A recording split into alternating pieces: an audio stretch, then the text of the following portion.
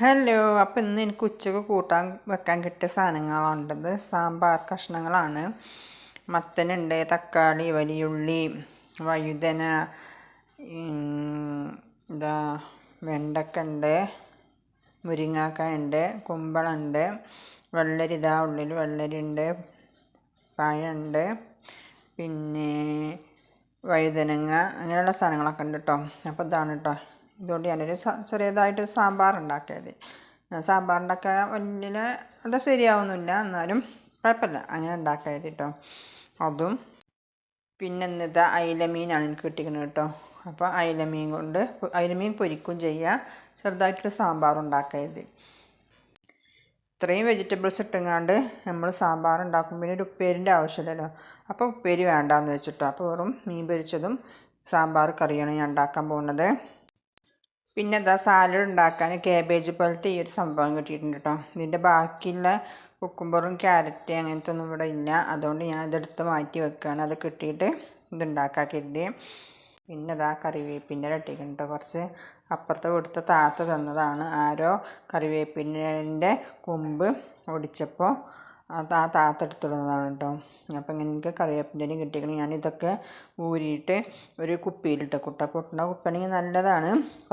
കുറേ ദിവസം കേടരാതെ എങ്ങനെയായാലും കുറച്ച് ദിവസം കഴിഞ്ഞാൽ അതിൻ്റെ ഒരു സ്മെല്ലും ഇതൊക്കെ പോകില്ലേ. ഇപ്പോൾ പഴയ പോലെ അതിന് കറിവേപ്പിൻ്റെ ഒന്നും അത്രയ്ക്കൊരു സ്മെല്ല് വരുന്നില്ലല്ലോ.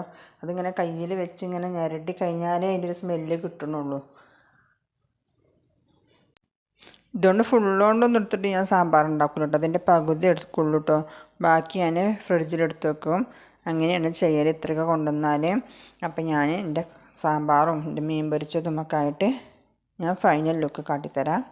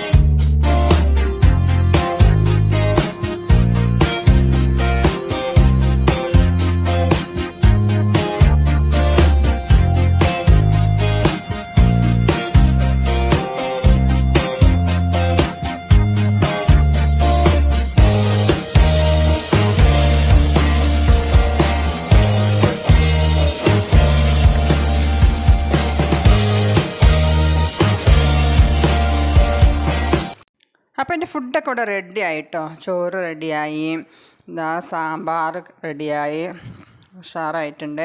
ഇതാ മീൻ പൊരിച്ചതും റെഡി ആയിട്ടുണ്ട് കേട്ടോ. അതേപോലെ ഞാനിതാ ഇവിടെ കുറച്ച് സാലഡും ഉണ്ടാക്കി വെച്ചിട്ടുണ്ട്. അപ്പോൾ ഇന്നത്തെ എൻ്റെ ഉച്ചക്കത്തെ ലഞ്ച് ഇതാണ് കേട്ടോ. അപ്പോൾ ഞാൻ മോൾക്കുള്ള ഫുഡ് കൊടുക്കുകയാണ്. അവൾ സ്കൂളിൽ തന്നുകൊണ്ടോക്ക് നല്ല വിശന്ന് കുഴങ്ങിയിരിക്കണം.